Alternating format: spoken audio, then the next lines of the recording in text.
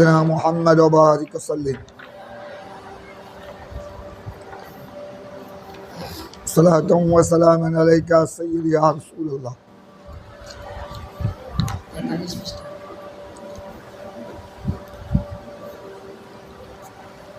بسم الله تلاوة شروع کرو. بسم الله الرحمن الرحيم. بسم الله الرحمن الرحيم. كتاب الحيض وقول الله تعالى ويسألونك عن المحيض قل هو آذان فاعتزلوا النساء في المحيض ولا تقربوهن حتى يطهرن فإذا تطهرن فأتوهن من حيث أمركم الله إن الله يحب التوابين ويحب المتطهرين. باب كيف كان بدء الحيض وقول النبي صلى الله عليه وسلم هذا شيء كتبه الله على بنات آدم. وقال بعضهم كان أول ما أرسل الحيض على بني إسرائيل. قال أبو عبد الله وحديث النبي صلى الله عليه وسلم أكثر. وبه قال حدثنا علي بن عبد الله قال حدثنا سفيان قال سمعت عبد الرحمن بن القاسم قال سمعت القاسم يقول سمعت عائشة رضي الله تعالى عنها تقول خرجنا لا نرى إلا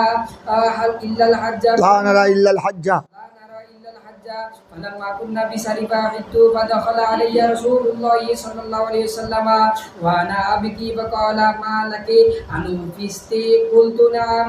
قال إن هذا أمر كتبه الله على بنات آدم فقضي ما يقضي الحج غير أن لا تطوفي بالبيت.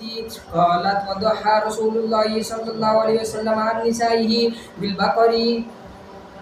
चलो باب غسل الحيض رأس زوجها وترجيله. وبه قال حدثنا عبد الله بن يوسف قال أخبرنا مالك عن هشام بن عروة عن أبيه عن عائشة رضي الله تعالى عنها قالت كنت أرجل رأس رسول الله صلى الله عليه وسلم وأنا حائض. وبه قال حدثنا إبراهيم بن موسى قال أخبرنا هشام بن يوسف أن ابن جريج أخبرهم قال أخبرني هشام بن عروة عن عروة أنه سئل أتخدمني الحائض أو تدنو مني المرأة وهي جنوب؟ فقال عروة كل ذلك علي هين وكل ذلك يخدمني وليس على أحد في ذلك بأس. أخبرتني عائشة رضي الله تعالى عنها أنها كانت ترجل تعني رأس رسول الله صلى الله عليه وسلم وهي حائض ورسول الله صلى الله عليه وسلم حينئذ مجاور بالمسجد يدني لها رأسه وهي في حجرتها فترجله وهي حائض. ठहर जाओ.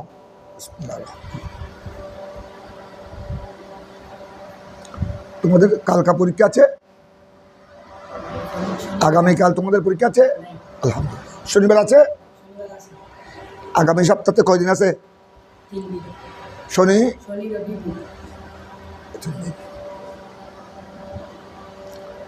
বিসমিল্লাহির রহমানির রহিম. কিতাবুল হাইজ দেখো, কিতাবুল গোসলের পরে এটা তোমরা বুঝতে পেরেছ কিতাবুল গোসল আর কিতাবুল হাইজের মধ্যে একটা সম্পর্ক আছে.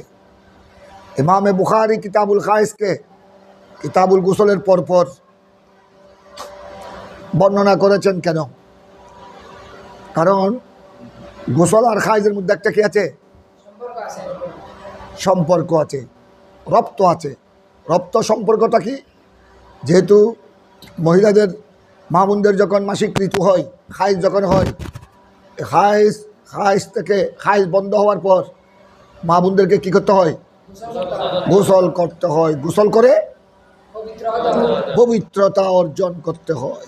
এই কারণে আপনার কিতাবুল গোসলের মধ্যে কিতাবুল গোসলের সাথে সাথে ইমামে বুখারী রহমতুল্লাহ আলাইহি কিতাবুল হাইজকে বর্ণনা করেছেন. তোমরা জানো যেসব কারণে গোসল ওয়াজিব হয় তার মধ্যে একটা হলো স্বামী স্ত্রী সহবাস, নারী পুরুষের মিলন. 2 নম্বর হলো ইহতিলাম. এটা বালেগা মহিলা হোক বালেগ পুরুষ হোক, এদের যদি স্বপ্ন দোষ হয় এবং স্বপ্ন দোষের মধ্যে যদি ইনজাল হয় এবং ঘুম থেকে জাগ্রত হওয়ার পর যদি ইনজাল এবং কোনো তাসির কোনো আলামত যদি দেখে তখনও গোসল কি হয়? রিজাল ওয়ালিন্নেসা জমিয়া। 3 নম্বর, মহিলাদের যদি হাইজ হয়, মহিলাদের যদি কি হয়, আবার হাইজ এটা মা বোনদের জন্য আলামাতুল বলুগত, আলামাতুল বলুক, আলামাতুল মিন আমারাতিল বলুক, মেয়ে বালেগ হওয়ার একটি আলামত, অন্যতম একটি আলামত। মেয়েরা প্রায় 9 থেকে 12 বছরের মধ্যে বালেগা হয়ে যায়। এই জন্য আমাদের দেশও, প্রায় দেশে, শুধু আমাদের দেশ বলি কথা নয়, আমাদের দেশ এবং অন্যান্য দেশেও মেয়েরা, মহিলারা 9 থেকে 12 বছরের মধ্যে তাদের হাইজ শুরু হয়। 9 থেকে তাদের হাইজ দেখা যায়, মাসিক ঋতু দেখা যায়। এদিকে দেখো, এই জন্য হাইজ করো মিন আমারাতিল বুলুক লিন্নেসা, মহিলাদের জন্য। তারপর আপনার নেফাস, মহিলাদের প্রসবকালীন ঋতু, প্রসবকালীন রক্ত যখন দেখা যায়, তখন ওই প্রসবকালীন রক্ত যখন বন্ধ হয়, তখনও মহিলাদের উপর গোসল কি হয়?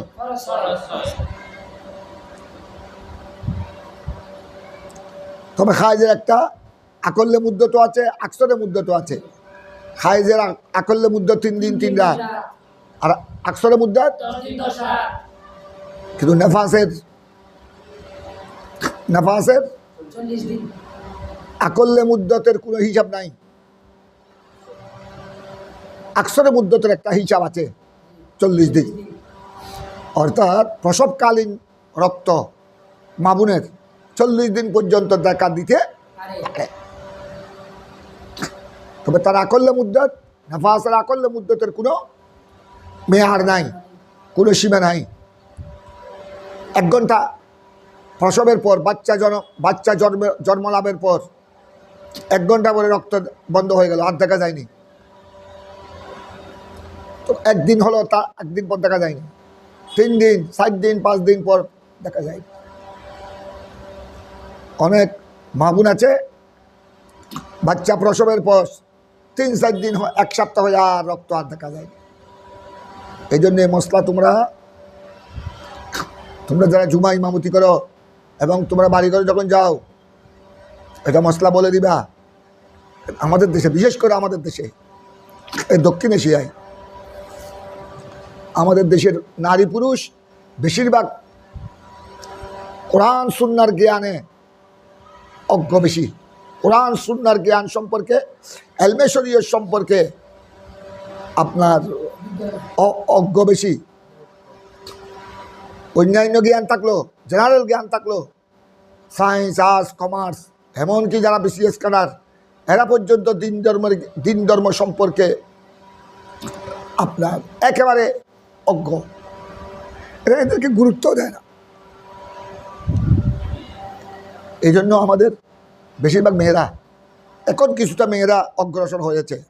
এখন আলহামদুলিল্লাহ মেয়েরা, তোমরা দেখতেছ আমাদের আলামিন বাড়িয়া দর্শনে জামি কামিল মাদ্রাসার ছাত্রী না থাকলো, এখানে পার্শ্ববর্তী তোমরা দেখতেছ আলামিন বাড়িয়া কামিল মডেল মাদ্রাসা, যেটা আলিয়া, ওখানে প্রায় জমাতের মধ্যে কি আছে? মেয়েরা আছে। এভাবে প্রায় তুমি মাদ্রাসায় দেখবা। জামিয়া আহমদিয়া সুন্নিয়া মহিলা মাদ্রাসায় একদম ছাত্রী টাইট, আর ভর্তি করাতে পারছে না।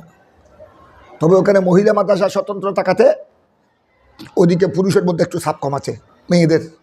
তারপরেও কিন্তু ফাজিল, অনার্স, ফাজিল তেমন বেশি নাই, যেহেতু ফাজিল কামিল এখন মহিলা মাদ্রাসায় এসেছে। ফাজিল তো আগের থেকে ছিল, এখন তারা কামিলও পেয়েছে। তবে অনার্সের মধ্যে ওই জামিয়া আহমদিয়া সুন্নিয়া অনার্সটা এখন 4 বিভাগ আছে, আল কোরআন, আল হাদিস, আল ফিক। 4 বিভাগের মধ্যে তোমরা পুরুষের সাথে সাথে মহিলারও আছে অনার্সের মধ্যে। যেহেতু জামিয়া আহমদিয়া সুন্নিয়া মহিলা মাদ্রাসায় কি নাই, অনার্স। প্রায় তুমি সোবানিয়া যাও, দারুল গহিরা, ওখানে পুরুষের সাথে সাথে ছেলেদের, ছাত্রদের সাথে সাথে প্রত্যেক ক্লাসে কী আছে? ছাত্রী আছে। এখন মহিলারা, মেয়েরা, আমাদের মেয়েরা মাদ্রাসা শিক্ষার দিকে আগের থেকে কি হয়েছে? অগ্রসর হয়েছে। কিন্তু আমরা যখন তোমাদের মতো আমরা যখন ছাত্র ছিলাম, আমি যেমন আমি একদম তখন ছিল ইয়াজ দাহুম দাহুম, তখন এই এফতেদাই ছিল না। আমাদের সময় ছিল ইয়াজ দাহুম দাহুম, প্রথম শ্রেণী থেকে বলা হতো ইয়াজ দাহুম, দ্বিতীয় শ্রেণী দাহুম, নাহুম, হাস্তম, হাপ্তম, শশম, পঞ্জম, চারম, সিয়ম। চারম বলা হতো আলেম প্রথম বর্ষ, সিয়ম হলো আলেম দ্বিতীয় বর্ষ। তারপর দুয়ম, উলা। দুয়ম হলো ফাজিল প্রথম বর্ষ, উলা হলো ফাজিল দ্বিতীয় বর্ষ।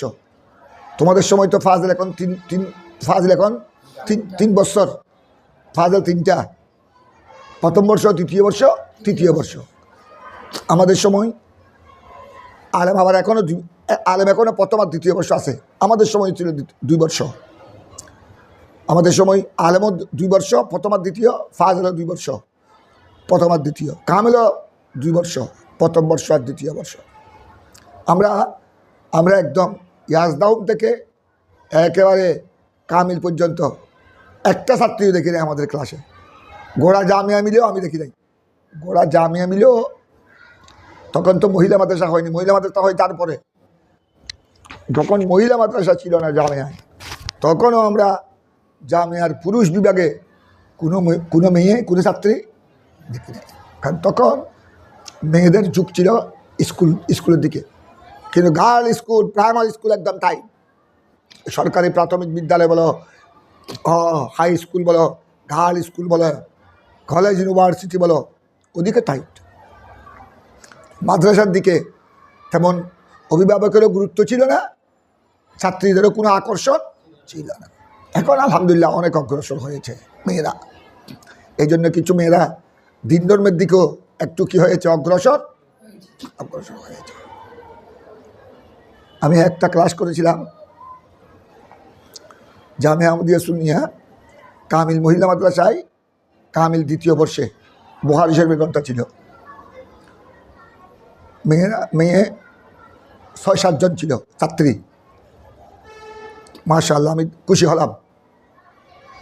তারা দেখতেছি কিতাব এবারও তো ঠিক পড়ছে, এবার মতটা ঠিক পড়তেছে। আর আমি 2-1টা হাদিসের উপর তকরির করলাম, ফা বুঝতেছে।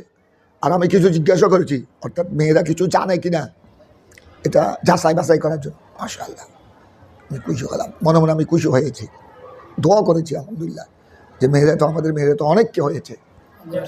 কারণ সহিহ বুখারী বুঝা এটা মামুলি ব্যাপার, এটা মামুলি ব্যাপার নয়। 1টা-2টা ক্লাস করছিলাম। এখন দেখলাম ওই মেয়েদেরকে যদি ভালো করে গড়ে তোলা হয়, এটা ভালো একজন আলেমা হবে, আলেমা ফকিহা হতে পারবে। তারা যদি ভালোভাবে যদি গাইড যদি করা হয়, এখন মেয়েরা আগের তুলনায় অনেক অগ্রসর। তবে তোমাদের দাদি নানি, আমাদের মা শাশি, এরা কিন্তু তখন তো প্রাইমারি, ওনাদের সময় তো প্রাইমারি স্কুলও ছিল না। কথা বুঝো নাই? ওরা তো প্রাইমারি স্কুলে, হাই স্কুল তো দূরের কথা, ওরা প্রাইমারি স্কুলে পড়ারও পায়। ওনাদের লেখাপড়া হলো মক্তব কেন্দ্রিক, ওই ফুরকানিয়ার হুজুর, আবেস্তা হুজুর। আর অনেক মা বোন আমাদের তোমাদের চাচি যারা, জ্যাঠাই, দাদি নানি, ওনারা অনেকেই পড়েছেন ওই মুরব্বী মহিলার কাছে। তখন যারা মুরব্বী মহিলা ছিলেন, শাশি, জ্যাঠাই, আমরাও দেখেছি এটা আমাদের বাড়িতে, আমাদের পূর্বে বাড়ি, আমার এক শাশি সম্পর্কিত, আমরা চুকে দেখেছি। উনি আবার ভালো কোরআন জানতেন, কোরআন শরীফ, মসলা মসাইল জানতেন। উনি আবার এক আলেমের মেয়ে, আমার চাচি লাগে, মারা গেছেন বেরিয়েছে, আমাদের বাড়ির পূর্ব দিকের বাড়ি। আমরা এক সমাজ, সব আত্মীয় স্বজন। তো উনি দেখতাম একদম ফজরের নামাজের পর ওনার বাড়িতে একদম ছেলে মেয়ে এসে, ছোট্ট নাবালেক ছেলে মেয়ে, 5, 6, 7, 8, 9, 10 বছরের ছেলে মেয়ে একদম ভর্তি হয়ে যেত। সবাইকে পড়াতেন, কোনো বিনিময় দেন না। কেউ কিছু খুশি হয়ে দিলে হয়তো দিতেন আর কি। এরকম উনি আলেমের মেয়ে ছিলেন, আবার ভালো কোরআন শরীফ ভালো পড়াতেন, দোয়া দরুদ পড়াতেন। এই উনার থেকে আমাদের বাড়ির ছেলেমেয়েরা যারা পড়েছে, অনেক ছেলেমেয়েরা উনার থেকে কোরআন শরীফ শেষ করেছে, নামাজ কলমা শিখেছে। উনি খুব তাকিদ সহকারে পড়াতেন। এটা আমরা দেখেছি।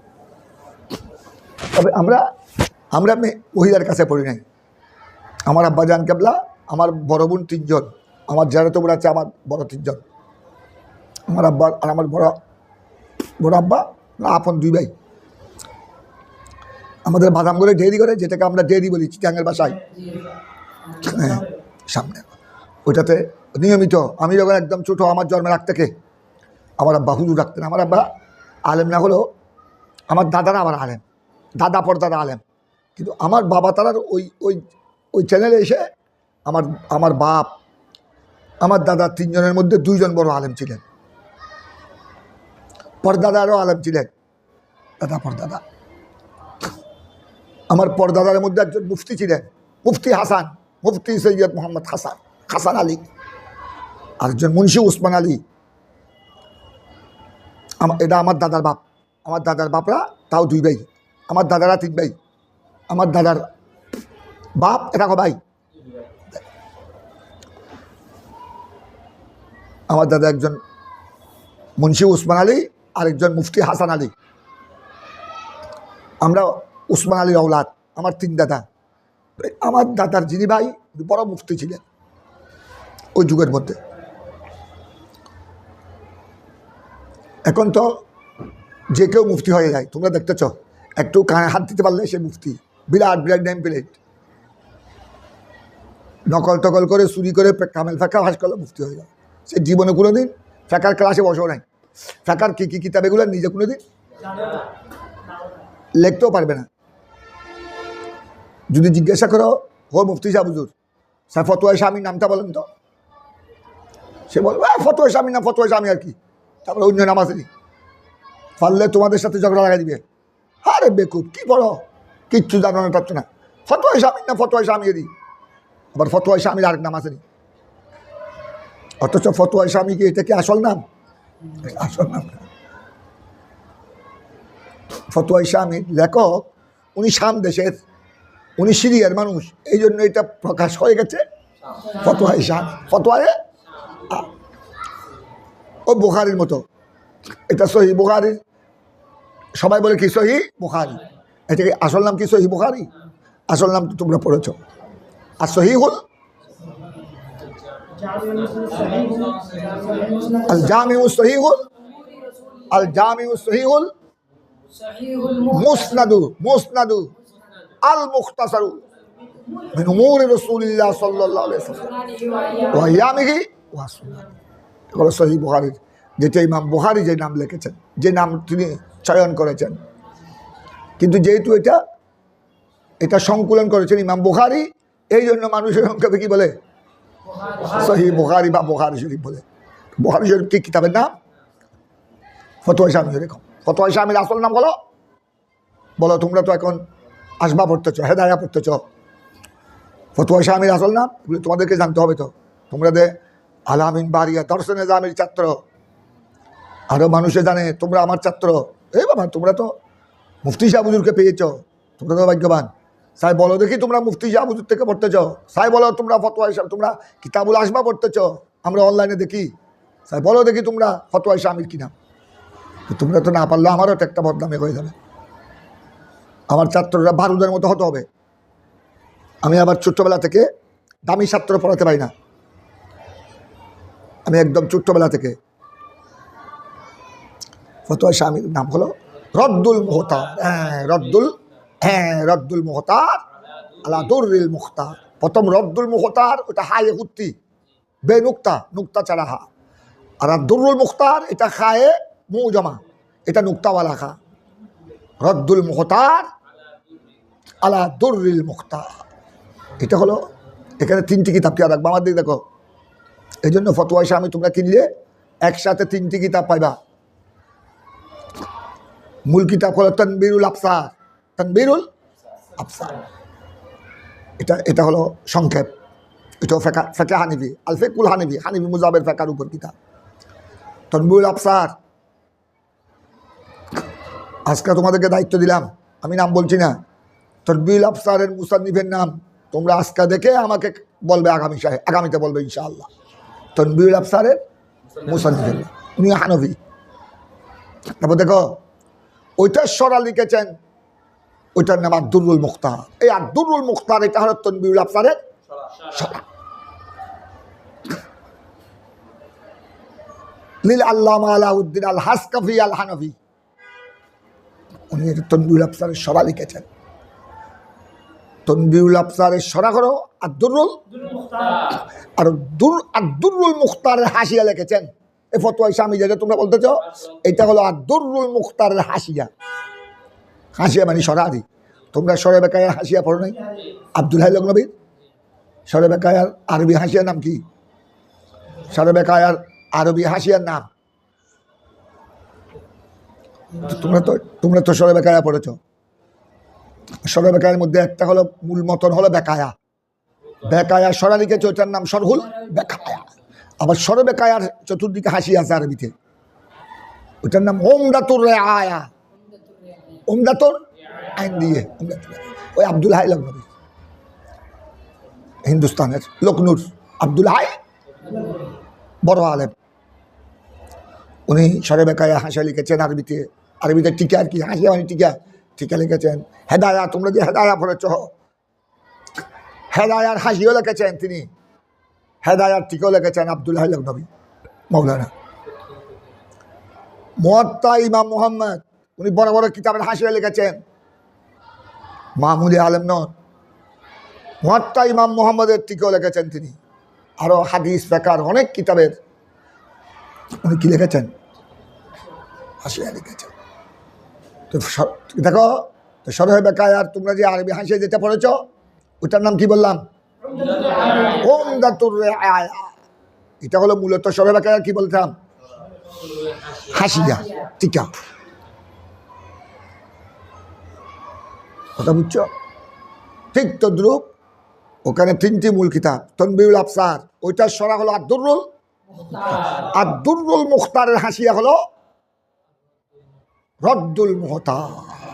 এটা এজাফত বুঝাম বুঝাবিলাই। এইটা হলো, এটা লিখেছেন ইমাম সৈয়দ জাদা, সৈয়দ আমিন ইবনে আবেদিন আশ-শামী।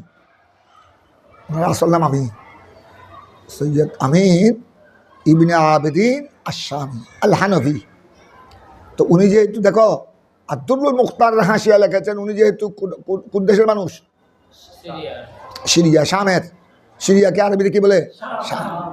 এই জন্য তাকে বলা হয় সংক্ষেপে ফতোয়ায়ে। এখন ফতোয়ায়ে শামীর মূল হেতু বুঝছো তোমরা?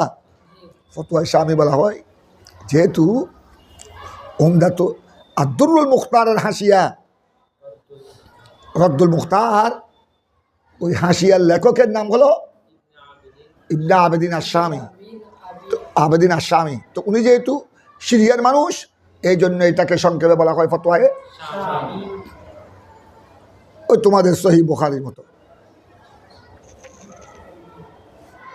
এখানে এই জন্য ফতোয়ায়ে শামীতে মূল কিতাব কয়টা বললাম? প্রথমে কি?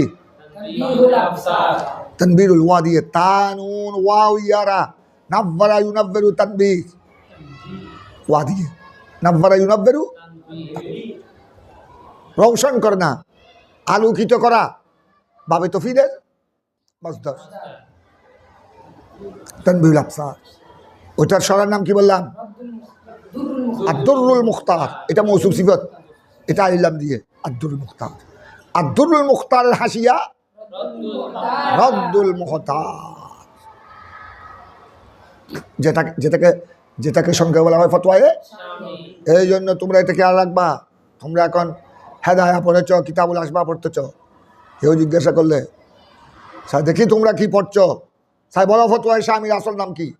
তখন তুমি যদি বলো ফতোয়ায়ে শামীর আসল নাম কি, ফতোয়ায়ে শামীর না ফতোয়ায়ে শামী আর কি, তখন বালা আলেম বলে বুঝবে আরে এই ছেলে গর্দব নামিস, কিচ্ছু পড়ে নাই। কথা বুঝছো? ফতোয়ায়ে শামীর নাম ফতোয়ায়ে শামীরই, এটা উত্তর দিবে কে? আওয়াম। তোমরা এটা উত্তর দিলে হবে না। তোমরা উত্তর দিলে ফতোয়ায়ে শামীর আসল নাম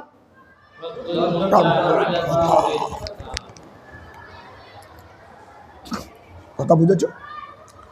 তদ্রুপ ফতোয়ায়ে আলমগীরি, তোমরা আরেকটা ফতোয়ায়ে যেটা আমাদের এই উপমহাদেশে ওই ফতোয়াটা খুব প্রসিদ্ধ। ফতোয়ায়ে আলমগীরি। ওইটা আসল নাম ফতোয়া আলমগীর নয়, ওইটা বাদশাহ আলমগীরের তত্ত্বাবধানে, বাদশাহ আলমগীরের তত্ত্বাবধানে ওই সময়কার বাদশাহ আলমগীরের সময়কার বড় বড় 40 জন বা 200 জন মুফতির সমন্বয়ে এই ফতোয়ার কিতাব হানফি মজাবের ফেকার উপর রচিত হয়েছিল বিধায় এই জন্য এটাকে বলা হয় ফতোয়ায়ে। এটা কার তত্ত্বাবধানে হয়েছিল? বাদশাহ আলমগীর, যেটাকে যার আসল নাম ঔরঙ্গজেব। ঔরঙ্গজেব, ওরে বাবা, উনি বড় আলেম ছিলেন, উনি বড় মুফতি। ওনাকে আবার মুজাদ্দেদের মধ্যে সুমার করা হয়েছে। মুজাদ্দেদের মধ্যে উনি জমানার মুজাদ্দেদও ছিলেন, বড় আলেম ছিলেন। উনি ওই যুগের ভাষা ভাষা আলেমকে একত্রিত করে দায়িত্ব দিয়ে ওনার তত্ত্বাবধানে এই ফতোয়ার কিতাব, হানফি মাযহাবের উপরে এই ফতোয়ার কিতাব রচিত হয়েছিল বিধায় ওইটাকে সংক্ষেপে বলা হয়। আসলে এটার নাম কি নয়, আসল নাম কি জানো? আল ফাতাওয়াল হিন্দিয়া। এটা যেহেতু হিন্দুস্তানে লেখা হয়েছে এই জন্য এটার আসল নাম দিয়ে হয়েছে কি আল ফাতাওয়াল, আল ফাতাওয়াল হিন্দিয়া। ফতোয়ার জমা ফাতাওয়া, বহু বছর। আল ফাতাওয়াল হিন্দিয়া, কথা বুঝেছ? এটাকে সংক্ষেপে বলা হয় ফতোয়ায়ে। আসল নাম এগুলো তোমরা খেয়াল রাখবা। তারপরে এবার তোমরা দেখো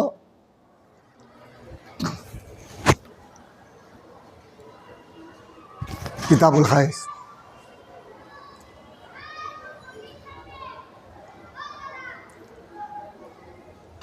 এখন শুনো, মা মানাল হায়েস লুগাতান ওয়া শারআন। হাইদুন মাদ্দা হাইয়া দোয়াত। আমাদের দেখো, তোমরা খৌজ পড়েছ, খাউদুন, খাউস, খাউস, পানির খৌস আছে না, পানির খৌস, ওটার মুনাসাবাত আছে। হাইদুন, খাউজুন, কথা বুঝছো? এখন শুনো খাইজের অর্থ।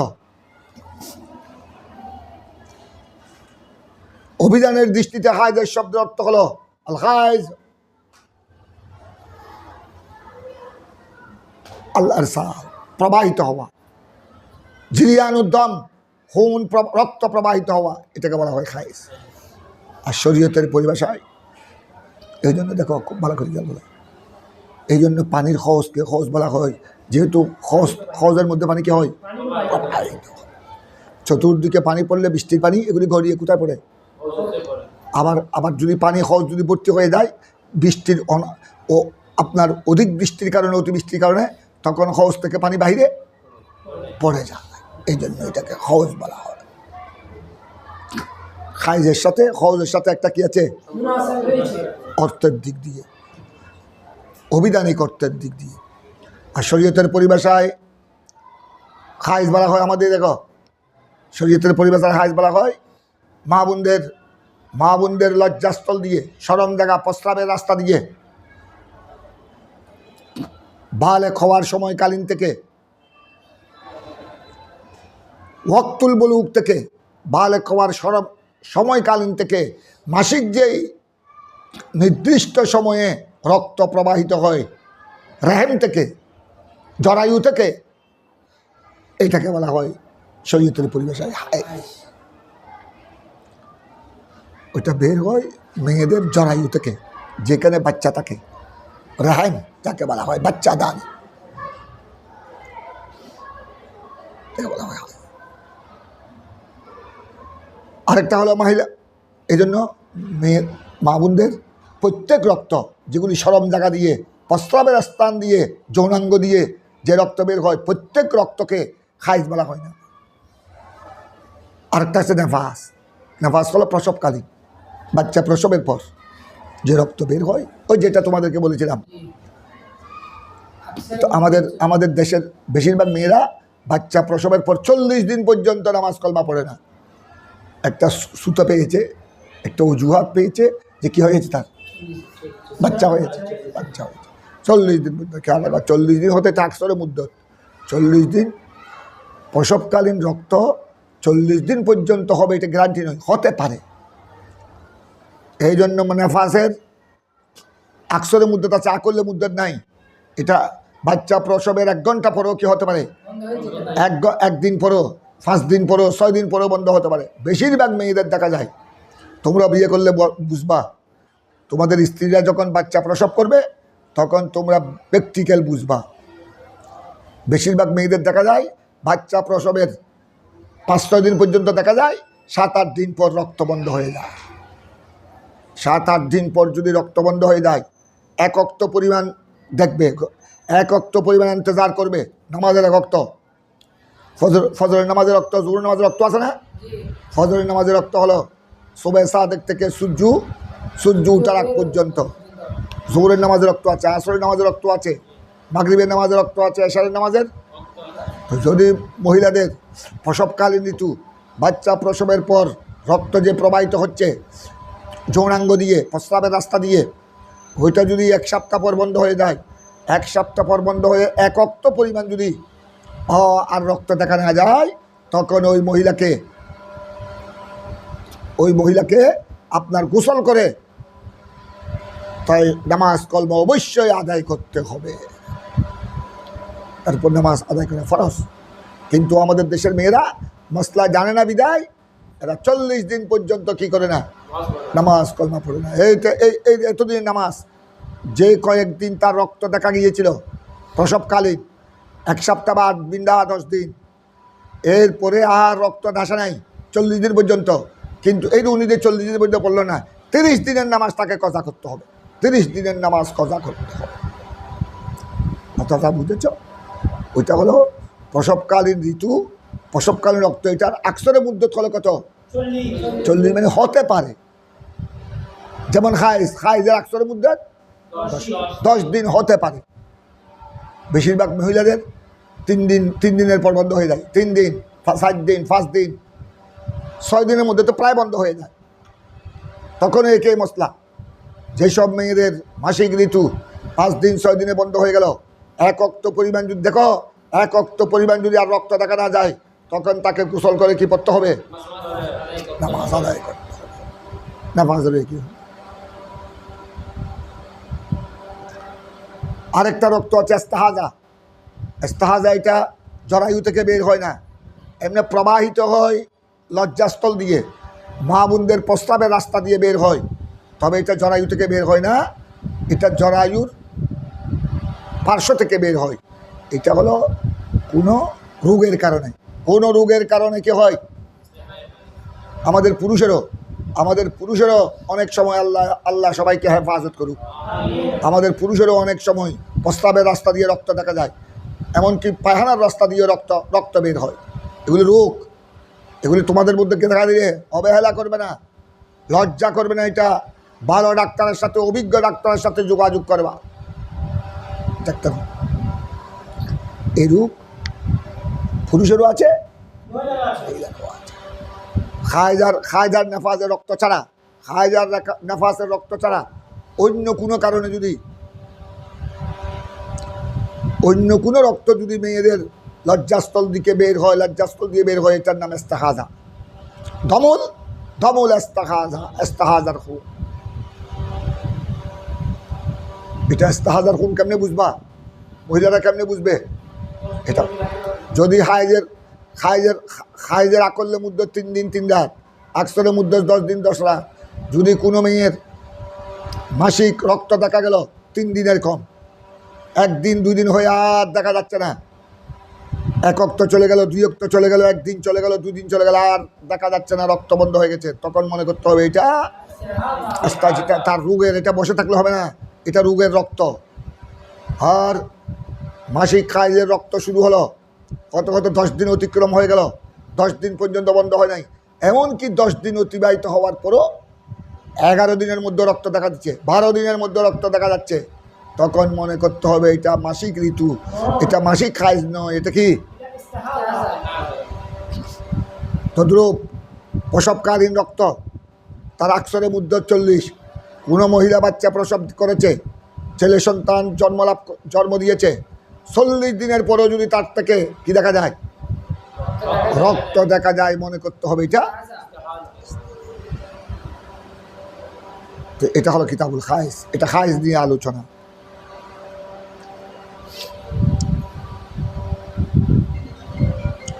এই প্রসঙ্গে কোরআনে পাকের একটি আয়াত দেখো, আল্লাহ তাবারক ওয়া তাআলা ইরশাদ করেছেন ওয়া কওলিল্লাহি তাআলা।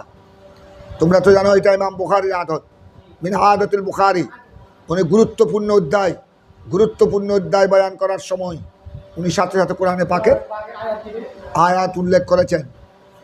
অর্থাৎ এই সংক্রান্ত কোরআনে পাকের মধ্যে কি বিবরণ রয়েছে, আর সাথে সাথে ওই গুরুত্বপূর্ণ অধ্যায়ের মধ্যে তিনি কোরআনে পাকের আয়াতও বয়ান করেন, সঙ্গে সঙ্গে হাদিসে পাকও বয়ান করেন। এখানে কিতাবুল খায়েজের শুরুতে তিনি কোরআনে পাকের একটি আয়াতে করিমা উল্লেখ করেছেন ওয়া কওলিল্লাহি তাআলা ওয়া ইয়াসালুনাকা আনিল মহিস। ইয়া রাসূলুল্লাহ, আল্লাহ বলেন আপনার থেকে সওয়াল করবে, আপনার থেকে প্রশ্ন করবে আনিল মহিস, পিমে মজদরি, খায় সম্পর্কে। আপনি বলে দিন কুল হুয়া আযান। কুল হুয়া এটা হলো মহিলাদের মাসিক খায়, মাসিক রক্ত প্রবাহিত হবে, এটা কষ্টকর। এটা কি? এটা কষ্টকর। এটা কি মামুলি কথা? তোমরা পুরুষ, আমরা এটা কষ্ট অনুভব করছি না। আল্লাহ আমাদেরকে মহিলা বানায়নি, এটা আল্লাহর বড় দয়া। মামুনদের কত কষ্ট, মাসিক ঋতু যখন হয় এটা এক কষ্ট, বিয়ার পরে যখন গর্বিতা হয় এটা আরেক কষ্ট, গর্বিতা হওয়ার পরে বাচ্চা যখন প্রসব করে এটা তো ডেলিভারি, তো এটা মা বোনদের জন্য মৃত্যু তুল্য। অনেক মা বোন, অনেক মেয়ে ডেলিভারির সময় হয়ে যায় দুনিয়ার থেকে, দেশে বিদেশে। আমরা তো এগুলা কিচ্ছু অনুভব করছি না, যেহেতু আল্লাহ আমাদেরকে পুরুষ বানিয়েছে। আল্লাহর দরবারে বেশি বেশি সজদা করে শুকর আদায় করো। আল্লাহ নিজেই বলেছেন কুল হুয়া। তাই আল্লাহ বলেছেন ফাতাজিলুন নিসা। আগে প্রথমে আয়াতের অর্থ বুঝে নাও। ফাতাজিলুন নিসা ফিল মাহিস, তোমরা হাইজের সময় তোমাদের স্ত্রীদের থেকে, মহিলাদের থেকে কি করবে? ফাতাজিলু, দূরত্ব বজায় রাখবে। তুম হাইজ কে ওয়াকত औरतों से दूर रहो, তখন তাদের সাথে স্ত্রী সহবাস করবে না, তাদের থেকে দূরত্ব বজায় রাখবে। এটা বড় কষ্টদায়ক। তখন মহিলাদের অনেক কষ্ট হয়। এক তো রক্ত প্রবাহিত হচ্ছে, আবার যদি ওই সময় স্বামী যদি তার সাথে কি করে সহবাস করে, এটা তো কষ্টের উপর কষ্ট, এটা তো মরার উপর হারা। কথা বুঝছো? কষ্টের উপর। এই জন্য আল্লাহ তোমার ইরশাদ করেছেন ফাতাজিলুন নিসা ওয়ালা তাকরাবুহুন্না। আরো বলেছেন দূরত্ব বজায় রাখো। আরো বলেছেন ওয়ালা তাকরাবুহুন্না, নিকটেও আসবে না। নিকটে আসলে আল্লাহ নিকটে আসবে না বলছেন কেন? নিকটেও আসিও না, কারণ নিকটে আসলে হয়তো তোমার সহবাস করার ইচ্ছা আসতে পারে, উত্তেজনা বেড়ে যেতে হবে। এই জন্য দূরত্ব বজায় রাখবে। ওয়ালা তাকরাবুহুন্না হাত্তা ইয়াতুহুরনা, কি পর্যন্ত? তারা হাইজের রক্ত থেকে পবিত্র হওয়ার আগ পর্যন্ত। ফাইদা তাতাখারনা, যখন তারা কি হয়ে যাবে তখন তোমরা ফাতুহুন্না, তখন তাদের কাছে আসতে পারবে। তারা পবিত্র হয়ে গেলে, হাইজের রক্ত থেকে পাক সাফ হয়ে গেলে, তখন তোমরা তাদের সাথে কি করতে পারবে? স্ত্রী সহবাস। ফাতুহুন্না মিন হাইসু আমারাকুমুল্লাহ, যেভাবে আল্লাহকে দিয়েছেন, আল্লাহ আদেশ দিয়েছেন। আল্লাহ যেহেতু পুরুষদেরকে নিজের হালাল স্ত্রীর সাথে, বৈধ স্ত্রীর সাথে সহবাস করার জন্য আল্লাহকে দিয়েছেন অনুমতি, আল্লাহ নিজে অনুমতি দেন। সুতরাং আল্লাহর অনুমতি ক্রমে, শরীয়তের বিধান অনুযায়ী, আল্লাহর নির্দেশন অনুযায়ী তারা পবিত্র হয়ে গেলে, তোমাদের স্ত্রীগণ পবিত্র হয়ে গেলে তোমরা তাদের সাথে সঙ্গম করতে পারবে। ইন্নাল্লাহ ইউহিব্বুত তাওয়াবিন, আল্লাহ তাওয়াবিন, যারা সবসময় আল্লাহর দরবারে তওবা করে। তাওয়াব ইসমে ফাইল মুবালাগা, যারা সবসময় বেশি বেশি তওবা করে আল্লাহ তাদেরকে ওয়া ইউহিব্বুল মুতাতাখিরিন, আর যারা সবসময় পাক পবিত্রতাকে যারা কি করে পছন্দ করে আল্লাহ তাদেরকেও। সুতরাং তোমরা, আল্লাহ যেহেতু পাক পবিত্র, ওয়া ইউহিব্বুল মুতাতাখিরিন, যারা সবসময় পাক পবিত্র থাকে তাদেরকে আল্লাহ ভালোবাসেন। সুতরাং তোমরা মেয়েরা তোমাদের স্ত্রী যখন মাসিক ঋতু প্রবাহিত যখন হয়, মাসিক ঋতু অবস্থায় যখন থাকে, তখন তারা নাপাক হয়ে যায়।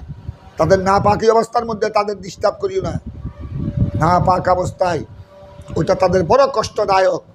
ওই সময় তোমরা তাদের নিকটে যাইও না, স্ত্রী সঙ্গম করিও না, সহবাস করিও না, কারণ আল্লাহ তাবারক ওয়া তাআলা পবিত্রতা অর্জনকারীকে ভালোবাসেন।